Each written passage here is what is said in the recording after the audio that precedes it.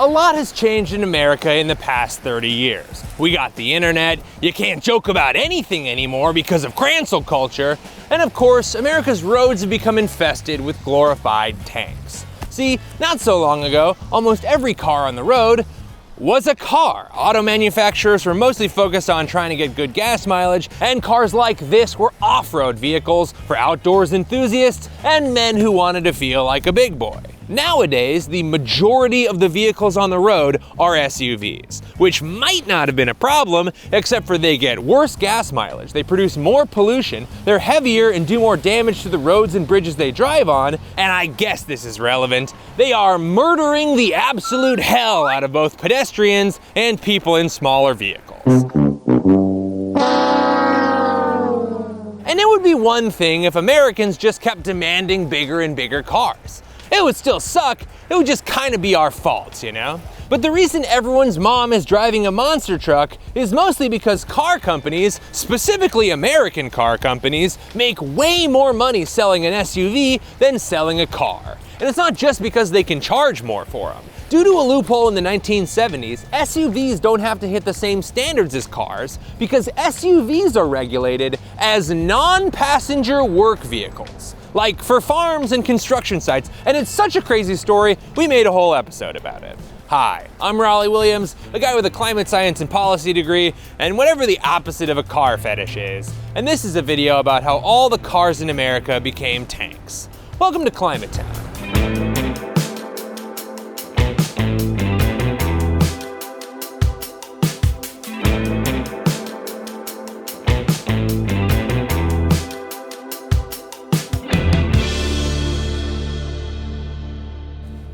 Alright, hearken yourselves back to the distant past of the 1970s. Pants technology was at an all-time high and car ownership had exploded. Almost half of all the cars in the entire world were in America. That's a stat you can be proud of. And all those cars ran on good, low-cost gasoline easily imported from a Middle Eastern oil cartel known as OPEC. But then in 1973, the US backed Israel in the Yom Kippur War, and OPEC decided they weren't going to give America any gasoline anymore, which led to a massive nationwide gasoline shortage that looked a little something like this. Say it all out of gas! I don't know if I'm going to make it. Didn't they come out and tell us there was no gas? 3 or 4 cars. No, they did not. It's 8:45. What are you doing in line? Told us. What are you doing? This is ridiculous. I can go on disability. I got to wear 2 split braces. It turns out America completely falls apart without gasoline, which was annoying, and it was also a national security risk. If a foreign government could just cut off our gasoline supply all willy-nilly, then we wouldn't be able to pursue the American dream of doing whatever we wanted with no consequences. And since cars were averaging about 13.5 miles per gallon, Congress decided to use some good old-fashioned government regulation to force car manufacturers to increase the average fuel economy of their vehicles. So in 1975, they passed the Energy Policy and Conservation Act, which included a section known as the CAFE Standards, which stands for Corporate Average Fuel Economy. These standards required the average gas mileage for all the cars in a company's fleet to be 27.5 miles per gallon by 1985. So while American auto manufacturers may not have enjoyed being forced to make better cars, American consumers were extremely on board with prioritizing fuel economy. Here's a car salesman on the brink of tears talking about the state of customers in a fuel-constrained America. What sort of things do people say to you when they come in to buy a car? Gas mileage, that's the #1 topic. How many miles to a gallon will this get? And that doesn't make any difference if they're buying the smallest Pinto that we sell or the Mazda. The other day a lady came in with her fur coat and her rings and her jewelry and her 3 big heavy friends, and they want to see a Mazda station wagon, which is a small car. The 3 of them couldn't get into the car at one time. They were stuffing them into the door and they were just sitting scrunched up in there, and they couldn't drive the car even. But this is what she wanted because she was concerned about the gas mileage. And that could have been the end of this video if it weren't for a little thing called the light truck loophole. See, cars may have been most of the vehicles on the streets, but there were also trucks that farmers and workers would use to grow your food and carry your picket fence, haul your construction equipment. That's a much better example. And these were considered non-passenger work vehicles. Because people weren't driving them to and from their marketing job, they were being used for work. These guys had first been classified as a different kind of vehicle back when the EPA was trying to get all that pesky lead out of the air that was pickling our grandparents' brains. Nationwide, 3 million young children, 1 out of every 6, have blood lead levels high enough to impair mental development. They focused the regulations on passenger vehicles rather than work vehicles. And the CAFE standards use this same logic. Ooh. See? That's a truck!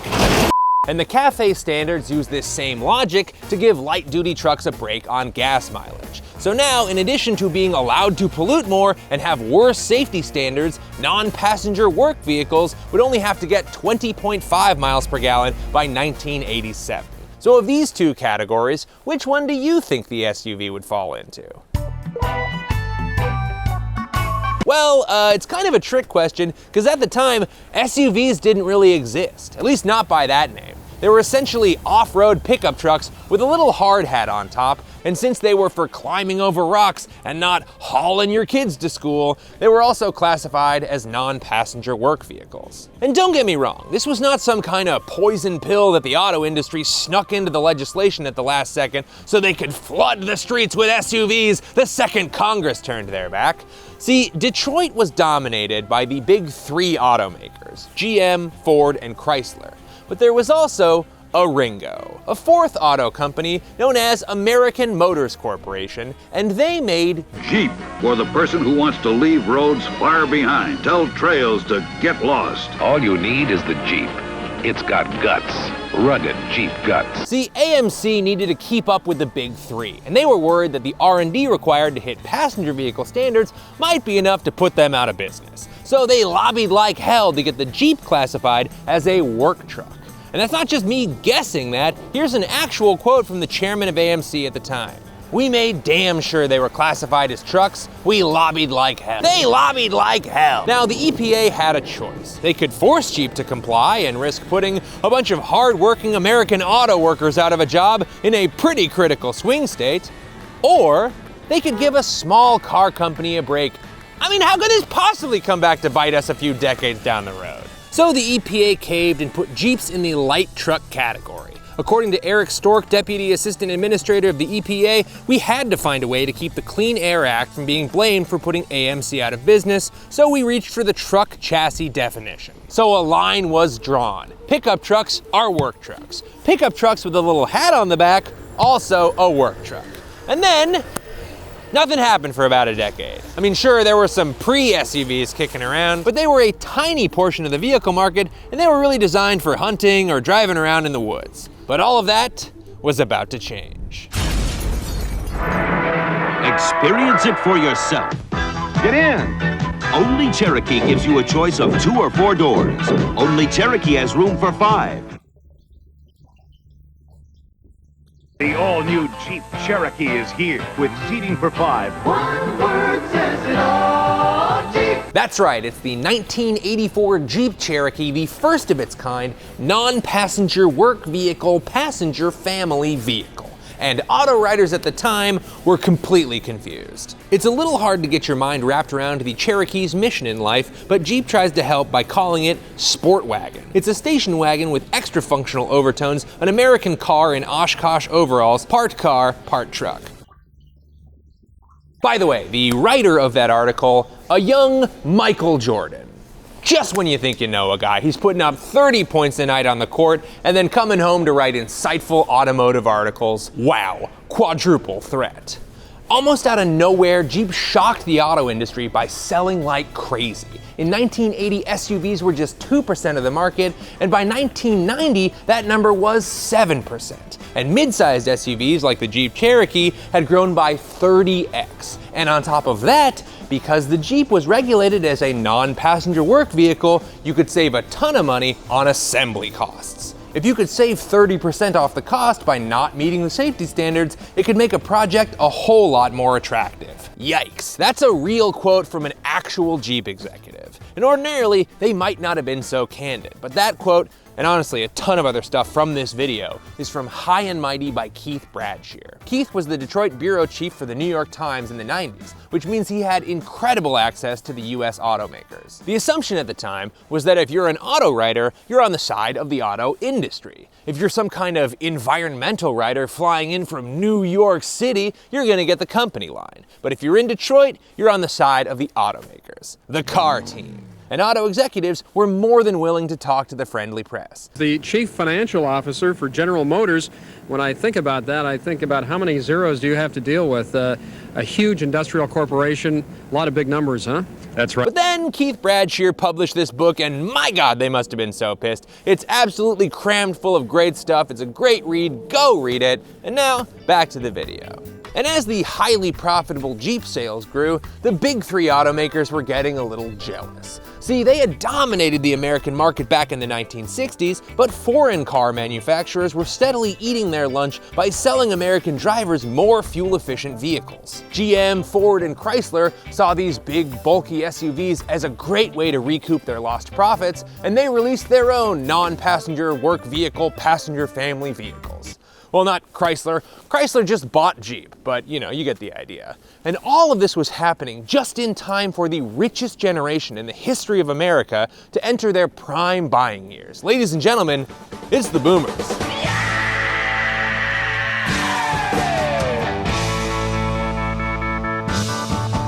Well, all right, congratulations. As the boomers started having kids, the usual choice of minivan or station wagon just wasn't gonna cut it for them. I mean, sure, those cars got great safety and gas mileage and could fit a ton of passengers and cargo, but they're not cool, you know? Boomers wanted to be cool and tough and rugged. You know, welcome to the 90s. Welcome to the 90s, and welcome to a way to explore new horizons. Introducing the new four-door Explorer from Ford. Explore more total room for people and cargo than any competitor. Have you driven a Ford lately? Have you driven a Ford lately? We have to cut that. Jesus Christ. Wow, what an unconfident jingle they have. We know our Fords used to suck, okay? We made bad cars and we're sorry, but lately we've been making way bigger cars. Check them out. And also, the Explorer part is to explore the inside of the car. They're not even pretending to market to these guys anymore. Now, it's all about this guy. It's just my love machine, and I won't drive nothing but my Ford. Yeah, baby, it's just my love machine. It's my love machine. That is not the face of a guy who's going off-road in that Ford Explorer. And I bet you think I don't like his dancing, but I fucking love that dancing. He's trying stuff, he's going for it. He might not be that good, but he's funny in this ad, and he's the most famous guy in his office after this comes out. Are you the most famous person in your office? I didn't fucking think so don't criticize this man's dancing. And also, we don't have time to get into it, but there's this lovely little Firestone tire glamour shot here, and Firestone tires killed a whole ton of people. And like I said, we don't have time to get into it, but eventually they just drop this whole thing and they go all in on marketing work trucks to families. Okay, so maybe our 95 Chevy Blazer hasn't been to the edge of a cliff or gone pounding through muddy terrain or blazed a trail through unexplored territory, but it does handle two active kids quite nicely. Off-roading's just half the story. Chevy Blazer's a great family vehicle. And this family member wouldn't mind driving once in a while. Who are we kidding? It's just a big-ass family car with a completely pissed husband because he's not allowed to drive it. I watched this a couple times and I don't fully get this guy's deal, but I feel confident in saying, F this guy, right? Anyway, between 1990 and 2000, car companies increased their SUV marketing budget by 9x. And in the year 2000, they spent $1.5 billion marketing SUVs. That is so much money to get people to buy these massive, big-ass, huge-ass, family-ass cars. Now, there are about 1 billion of these ads out there, but I do have a favorite, and it's this one.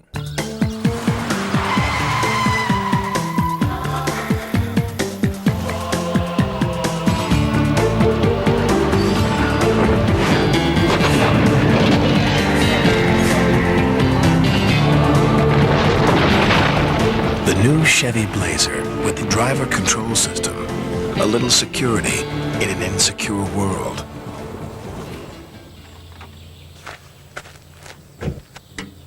This woman sees and possibly causes multiple life-threatening accidents, does not stop for any of them, nearly runs a pack of cyclists off the road, almost gets final destinationed by a log truck, also she could race home at top speed to check the mail. I'm not saying she's a sociopath, but I do think if you looked into her brain, there'd be a lot of lead poisoning inside of it. 1 out of every 6 have blood lead level. And I should just point this out, SUVs are a terrible car for this kind of reckless driving. SUVs in the 90s were extremely prone to rollovers, so much so that they had to add a rollover test to the safety standards in the US because it wasn't something they were very concerned about before the SUV came onto the scene. But through all these ads about off-roading, freewheeling SUVs, driving through the mud, conquering the tops of peaks, and taking friends to a fun gathering on a plateau, the reality was not even close to that. Here's a quote from a Ford marketing manager in the era where the Ford Explorer became one of the best-selling vehicles in the United States. SUVs are about image. It's about who the customer is and who the customer wants to be. The only time those SUVs are going to be off-road is when they miss the driveway at 3 a.m. In just 6 years, SUVs went from being 5% of the luxury vehicle market to 50% by 1996. It used to be BMWs and Mercedes and Porsches, but now rich Americans wanted massive four-wheel behemoths. And the richest, most Americanist Americans wanted the biggest, assest cars ever. It can scale an 18-inch wall, plow its way up a 60% grade, wade through 2 feet of water, muck, or mud, and plow through 3-foot snowdrifts. It's not a car. It's not a truck. It's a Hummers! Came from a company called AM General that split off from Jeep because they wanted to focus on military vehicles. Then they got a $1 billion contract from the US government to replace all those little girl Jeeps with actual Humvees, and when the SUV market took off, they unleashed their weapons of war on the US suburbs. Apparently they rushed so hard to get the street-legal Hummer out to millionaires that half the cars in this ad still have guns on top. And if you look at the back seat, there's a dining room table in the middle, because that's where the soldier is supposed to stand for the gun. The Hummer H1 got less than 10 miles to the gallon. And according to this Guardian article, it was more like 4 in city traffic. Oh, also, it can do 0 to 60 in 20 seconds. 20. I know that doesn't feel like that long, but this is 20 seconds. Don't skip this part. Just earnestly imagine what it would be like to be flooring your H1 Hummer for 20 full seconds to get up to 5 miles an hour under the highway limit.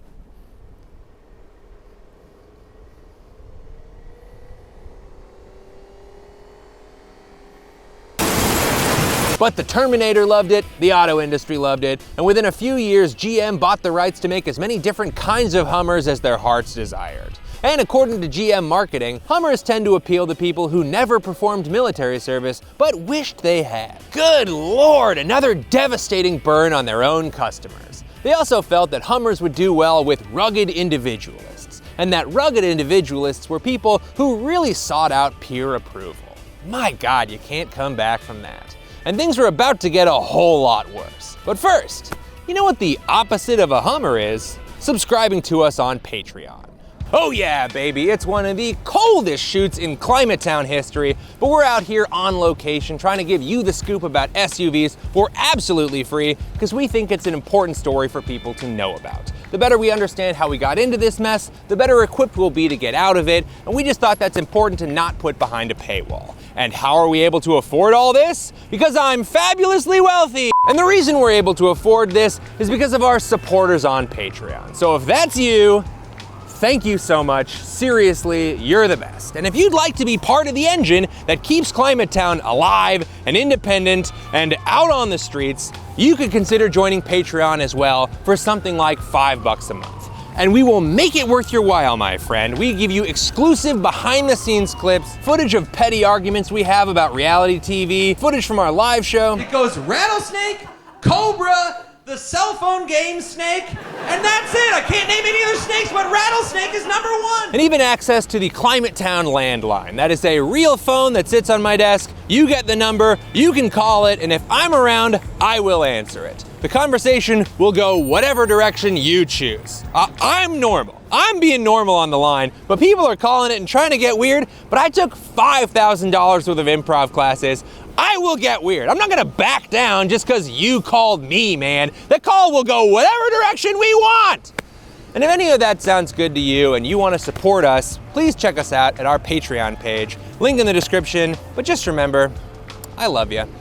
And we're back, and if you're just joining us now, go back to the beginning of the video. You're missing so much context. But if you don't have time for that, then I guess a series of factors led to an incredible bonanza of SUV sales in America. In 1990, Americans bought 700,000 SUVs. But by 2001, we were buying 3.5 million SUVs every single year. And by 2002, light trucks officially outsold passenger vehicles for the first time in America. Check out the all-new 2002 Ford Explorer. It now offers seating for 7 with available third row, a new independent rear suspension, a lower step-in height, and wider stance. And just in case you forgot, all of these are still getting classified as a work truck. People aren't using that available third row for taking kids to soccer practice. These are for work. All those passengers are just blue-collar contractors on their way to the job site. They don't need to get good gas mileage because they're for work. I mean, they don't need rigorous safety standards. Poor, marginal, acceptable, who cares? People aren't driving these around,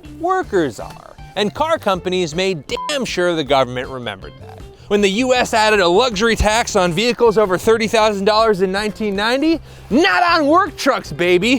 What about when SUVs became 50% of the luxury vehicle market? Think of the farmers, we're gonna starve. Or what about the gas guzzler tax that was supposed to do exactly what the name says? This is a work truck, Jackson. You can't put it on my SUV. But then Clinton and Gore got elected, and those guys set their sights on the CAFE standards. Today, I am honored to announce the boldest steps in a generation to clean the air we breathe by improving the cars we drive. They were long on leadership and short on shorts, and they did manage to get SUV CAFE standards changed from 20.5 miles per gallon to 20.7 miles per gallon. My God, our boys got fleeced. And the thing with the CAFE standards is it's an average across your fleet, which means car companies could try to sneak in more fuel efficient cars to the light truck category to raise the average, and that's how we got this. What the? Chrysler PT Cruiser. You've never seen anything like it. And look, I know this is starting to sound like a conspiracy theory. I mean, maybe Chrysler just wanted to make a car that looks like it used to play the cello. But then we found this quote from a Chrysler spokesperson. The primary advantage is CAFE. Trucks have inherently larger, more powerful engines because they have to be more capable of hauling. Having the smaller, more fuel-efficient 4-cylinder PT Cruiser classified as a truck helps the company meet its CAFE requirement.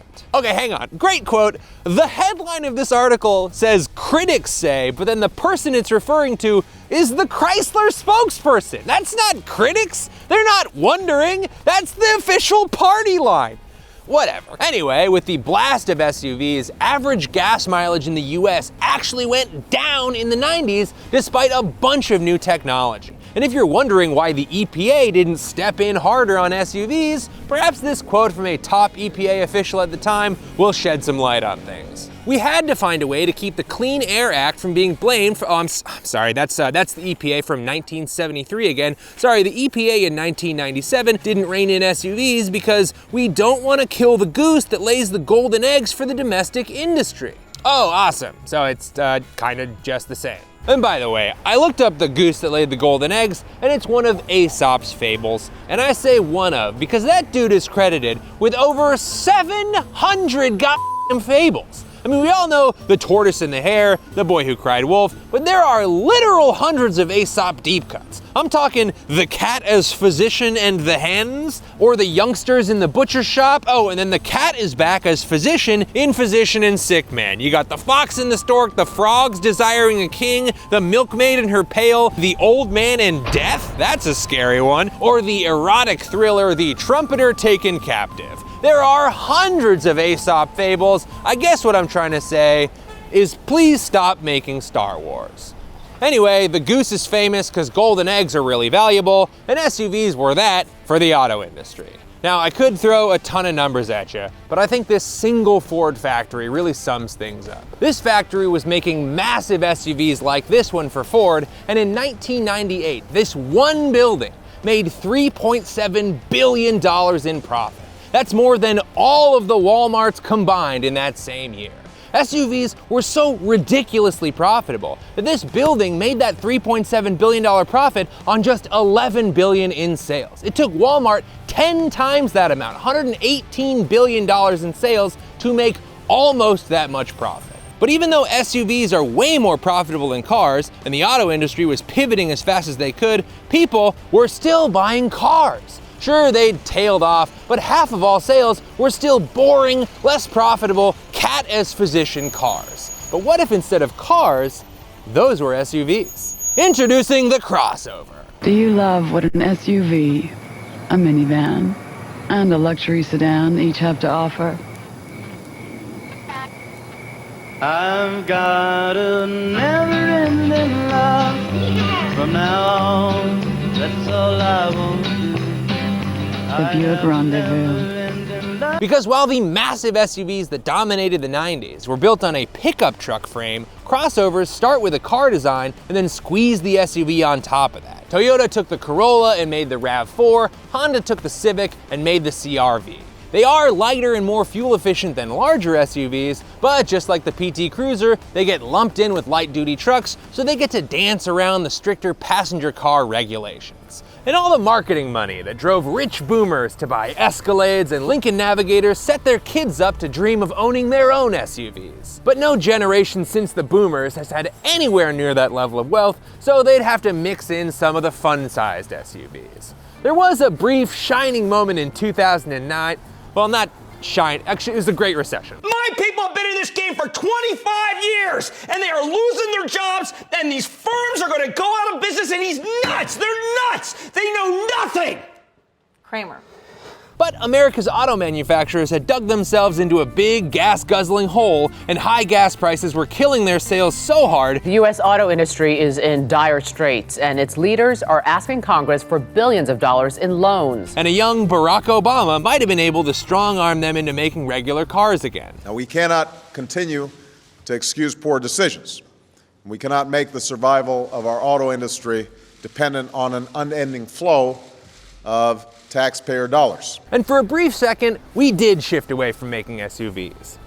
But then oil prices dropped again, car manufacturers said, "Fuck you," and we found ourselves in the golden age of the crossover SUV. Bigger, higher, worse gas mileage than regular cars, but again, much more profitable for auto manufacturers. According to Bob Lutz, a former auto executive, automakers expect the popularity of SUVs to more than offset declines in sedan sales. While it costs an extra $1,000 or so to produce a compact SUV instead of a car built on the same basic frame, buyers are willing to pay $3,000 to $4,000 more for the SUV. In 2015, SUVs officially became the top-selling vehicle class in the United States, and now 80% of all new car sales are non-passenger work vehicles, which is leaving regular actual cars looking like the girlfriend in the first 5 minutes of a 90s action movie.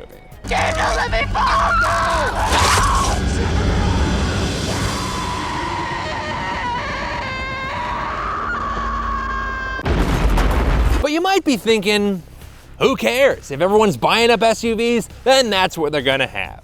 But the thing is, SUVs and trucks cause a lot of problems for everyone, even if you don't own one. Sometimes, especially if you don't own one. America is truly #1 in the developed world at dying in car crashes. 5 times more people per capita die in car crashes in America than in the United Kingdom. And this wasn't just like a crazy year on the road for America. We were kind of in the middle of the pack through the 1990s, but starting in the early 2000s, Americans and their heavy-ass non-passenger work vehicles have broken away from the pack and are heading for the hills, taking off like a glorious airplane right into, what's the y-axis again?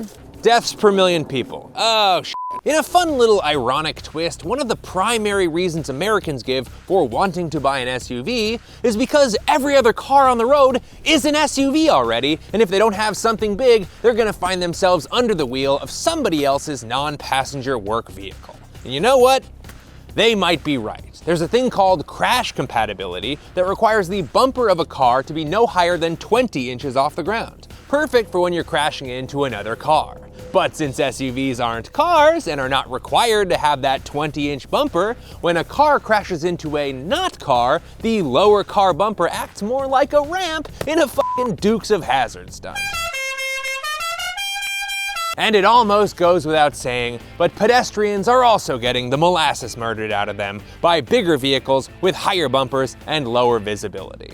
A pedestrian unlucky enough to get hit by an SUV or truck is 41% more likely to die than if they had been hit by a car going the exact same speed. SUVs have gotten so big that drivers can't even see in front of the vehicle. You've heard of backing over something? Well, the latest trend is fronting over, and here's an incredible clip about a lady with her Chevy Tahoe. I don't feel that I tend to have too many blind spots with it. Haven Hutchins drives a Chevy Tahoe. We love the room. She agreed to a test to alert us the moment she sees a child. So with the help of family and neighbors, we lined up one child. No. Then another. Then another. I can't see any of them yet. We added in a few more. I can't see anyone still. They got an entire Pee Wee baseball team in front of this woman's car before she was able to see, I'm gonna guess, the catcher. And the years of misclassifying these obvious passenger vehicles as work trucks has taken its toll on the environment.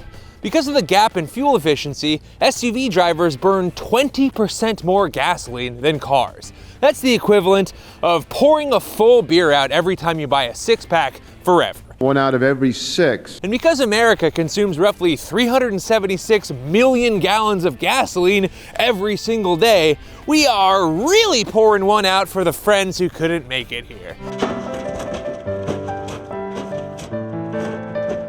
That's more childhood asthma-causing particulate matter in the air, more planet-warming gas in the atmosphere, more heart disease and health problems, all because of this. Now, EVs don't have the same emissions or particulate matter problems, but they've been sucked into the bigger and heavier arms race all the same. Of the top 10 best-selling EVs in 2025, 7 were SUVs, 1 is a truck, 1 is a this thing, that's a goose, that's not involved, all of which require a whole lot more rare earth metals for their bigger and heavier batteries and take a lot more time to stop when they're about to hit a pedestrian. And to make matters just a little bit worse, car companies have figured out they can get people to buy more expensive vehicles than they're comfortable with by simply extending the loan out to 7 years. This lowers the monthly payment and essentially tricks customers into buying more expensive vehicles than they can afford. And look, I don't know a lot about financial crises, but when I see headlines like late car payments are at a 15-year high and Americans are drowning in auto loan debt, it does not give me a lot of confidence that we're going to suddenly be able to afford these sometimes $100,000 vehicles. But here we are surrounded by SUVs, and I'm out here telling you about it even though it's 8 degrees in New York, because these monstrous hunks of metal somehow make Chris Farley's actual cousin, Ford CEO Jim Farley, $25 million a year. This is so stupid, but it's happening and it's getting worse. So what are we gonna do about it? Well, honestly, this one's a bit of a doozy. I mean, there are already so many SUVs and trucks already driving around that even if every car manufacturer completely stopped making them, it would still take decades to get them all off the road. So I think one way we can backtrack is just to collectively recognize how fucking crazy it is that our big car arms race has gotten this far. Like, are we okay with regulating the vast majority of the vehicles on the road as non-passenger work vehicles, even though obviously they are not? Are we cool with a system where drivers are forced to buy increasingly big cars to protect themselves from the other oversized cars on the road? Come to think of it, should vehicle safety be measured by how protected the driver is? Or should it maybe consider the occupants of the car that driver is running into? Should Americans be going into more and more debt to afford expensive vehicles that are increasingly becoming the only option at the dealership? I mean, my God, Ford doesn't even make a sedan anymore. I guess what I'm trying to say is that when we spend time thinking about the current automotive system we find ourselves in, one conclusion becomes inescapably clear. This is not a system built for people. This is a system built for massive auto manufacturers addicted to increasing profits at the expense of the American consumer. So take public transportation and walk and ride your bike and carpool, but at the very least, just start noticing the ways in which you've compromised your own life so that we can prop up these non-passenger work vehicles and the corporations that manufacture them. Because if we don't actively push in the other direction, car companies are going to continue to chip away at our environment, our wallets, and our f***ing lives so that they can get their big wish, which is every man, woman, and child in America driving around in a single-use disposable tank with a dining room table in the middle and a gun on top. Now, I think SUVs are dumb and bad, but I am basically an SUV sympathizer compared to my buddy Jason over at Not Just Bikes. You don't need me to tell you about him. He's been making videos for years, I'm sure you've seen him, but now he's making prestige television with his brand new series, Day Pass, where he's trying to speed run a different city every episode by rating all the public transit options that city has. And you know what? It's a goddamn delight. Jason rides trains, boats, trams, even a funicular, which I had to look up what that was, and it turns out it's this. Now, I love Day Pass because Jason is obviously having a really good time, and I love his traveling hat, but it also gives you a look at what cities could look like when they aren't being built exclusively for drivers. And guess what, my friends? You can watch it right now, exclusively on Nebula. It's an independent, ad-free streaming platform that's creator-owned and crammed full of excellent videos you can't find anywhere else. And I'll sweeten the deal. Every episode of Climate Town premieres early and ad-free over on Nebula before it premieres on YouTube. Nebula also has guest passes you can give out to friends and family, or really whoever, for a free week of unlimited content, no payment info required. So scan the QR code or visit nebula.tv/climatetown for 50% off. That's an insane amount of percent off. That's like $2.50 a month for shows like Day Pass and all of this content. What else can you get for $2.50? Really try to think about it. Like a small bag of chips at Chipotle? A single padded envelope? Or unlimited access to exclusive content from a creator-owned media company? Nebula.tv/climatetown. What a deal. And that's the end of the episode. You made it to the end. Thanks so much for watching. And thank you to Keith Bradsher for writing the book High and Mighty. It's an incredible read. Buy it, read it, you will not regret it. And if you do, please accept this official Climate Town preemptive apology. Also, thank you to Debbie Sivas and Matt Girvan for sharing their expertise with us, and the biggest thank you is reserved for our patrons. You guys are the spine, you guys are the engine, whatever a crucial part of a machine is, that's you guys for us. We simply couldn't make these videos without you, and even if we could, we wouldn't, out of respect for you. So if you're curious about maybe joining the Patreon page, just go over there, see what's on there. We got exclusive clips, behind the scenes, and of course, access to the Climate Town landline. Check it out, you won't regret it. Stay safe out there. Okay, Al Pacino? Okay. Yeah! Woo! Man, they work as such a good team. The little guy does the bikes, the big guy does the middle, that guy, back up. Ah, I love New York. Did someone tell these ducks I have bread? That's what I'm gonna do to you, Hulk Hogan. You want to take this belt from me, Hulk Hogan? You're going to have to come down to the ring on Tuesday for the big battle of the big superstars. I have not tried marijuana. I have never used it at any time.